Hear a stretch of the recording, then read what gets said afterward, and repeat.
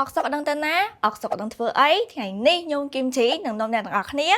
មក DIY តាគៀបខ្ជូតខ្ជូតហើយនឹងកស៊ូចុងសក់បែបមានបូខ្ជូតខ្ជូតទាំងអស់គ្នាអ្នកណាដែលផាត់មុខស្អាត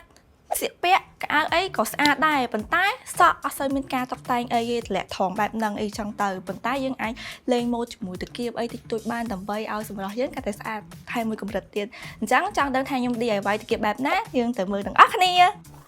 សម្ភារៈយើងទី1គឺមានតាគៀបគៀបសក់កស៊ូចុងសក់យើងមានខ្សែបូហើយយើងមានបន្ទាត់កាន់ត្រៃ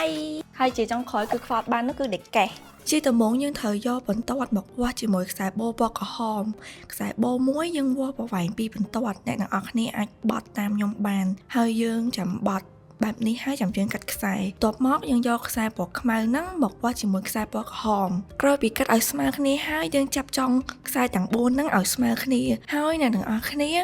បត់ជា2ទៅបត់ជា2ហើយយើងកាត់មួយចម្រៀកចេញហើយពេលដែលយើងកាត់ហើយអ្នកទាំងអស់គ្នាអាចយកដេកកេះយកមករោកន្លែងដែលយើងកាត់ហើយហ្នឹងដើម្បីកុំឲ្យវាចេញស្នាមភុយភុយកុំឲ្យឃើញវាអត់ស្អាតចឹងណាហើយពេលលាចេញមកគឺយើងបានចេញជាទម្រង់បែបនេះជាបន្តមកទៀតនោះគឺយើងយកដង្កៀបពណ៌សហាមកបែបនេះហើយដាក់ខ្សែបូពណ៌ខ្មៅឲ្យចំកណ្ដាលមកហើយយើងទាញមើលខ្សែដើម្បីឲ្យខ្សែនោះស្មើគ្នាពេលដែលឃើញខ្សែស្មើគ្នាហើយយើងចាប់ផ្ដើមចងខ្សែឲ្យចេញជារូបរាងបូ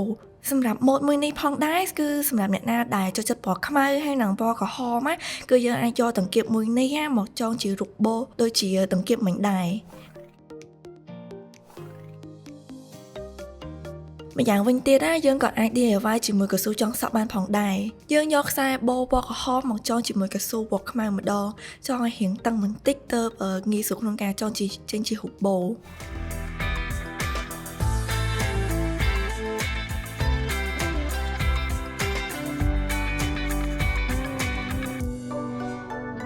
អូខេដូចអ្នកនរគ្នាបានឃើញហើយអញ្ចឹងគឺខ្ញុំបាន DIY បូ